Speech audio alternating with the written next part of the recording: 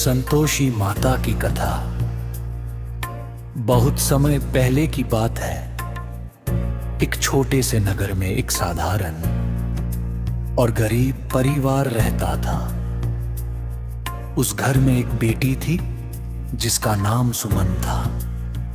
सुमन बहुत ही सरल, संतोषी और माता संतोषी की परम भक्ति। वह हर शुक्रवार को माता संतोषी का व्रत रखती, सच्चे मन से गुड़ चना का भोग लगाती और किसी से भी खट्टी चीज न खाती। सुमन की भक्ति देखकर माता संतोषी बहुत प्रसन्न थी। परंतु उस नगर में सुमन को कुछ लोग उसकी गरीबी और सरलता के कारण उपहास करते थे। सुमन का विवाह एक व्यापारी मदन से हुआ, जो काम की तलाश में दूर समुद्र पार चला गया। जाते समय उसने सुमन से कहा,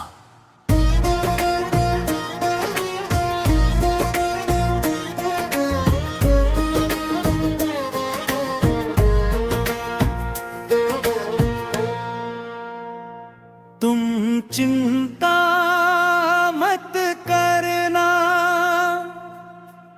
जैसे माता के नाम का अर्थ है संतोष। तुम्हें हर हाल में संतोष रखना, माता तुम्हारी रक्षा करेंगी। समय बीतता गया पर मदन न लौटा, ना कोई समाचार आया। सुमन की सास और ननद उसे ताने मारने लगी कि उसका पति वापस कभी नहीं आएगा। वे उसे खट्टा खाने को मजबूर करने लगी, लेकिन सुमन ने कहा, मैं शुक्रवार का व्रत रखती हूँ, माता संतोषी की भक्त हूँ। मैं खट्टी चीज नहीं खा सकती। एक दिन उन्होंने सुमन के सामने जानबूझकर इमली रख दी। सुमन की आंखें भर आई। वो आंगन में जाकर रोते हुए माता को पुकारने लगी।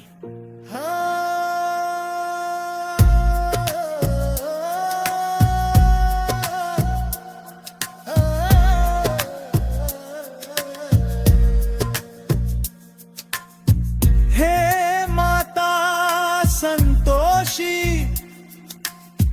तुम तो दुखियों की माँ हो, मेरी सुध क्यों नहीं लेती? मेरा सुहाग मुझे लौटा दो माँ। माता संतोषी उसकी पुकार सुन तुरंत प्रकट हुई। माता ने उसे प्रेम से समझाया, बेटे, जीवन की परीक्षा जी भक्ति की कसौटी है। तुमने धैर्य और संतोष रखा, इसलिए अब मैं तुम्हें फल दूंगी। तुम्हारा पति शीघ्र लौटेगा और तुम्हारे घर सुख आएगा। उसी क्षण समुद्र पार माता ने मदन को स्वप्न में दर्शन दिया और कहा, तुम्हारी पत्नी सच्ची संतोषी है, उसे दुख मिल रहा है, तुरंत घर लौट जाओ। मदन अगले ही दिन नाव लेकर वापस लौट पड़ा। यात्रा में उसे अचानक एक कीमती मोतियों से भरा पात्र मिला, जिसे वो माता का आशीर्वाद समझकर नगर ले आया।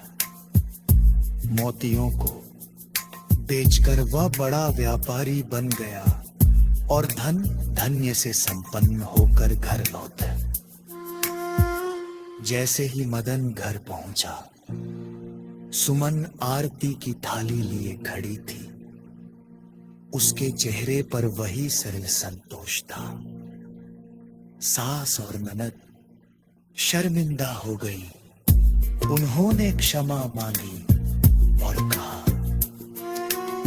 हम मध्यान थे, आज से हम भी माता संतोषी का व्रत रखेंगे।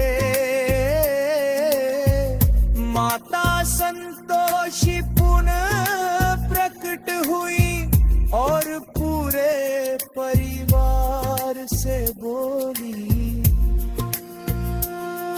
जहां संतोष, श्रद्धा और प्रेम होता है, वहीं मैं निवास करती हूँ।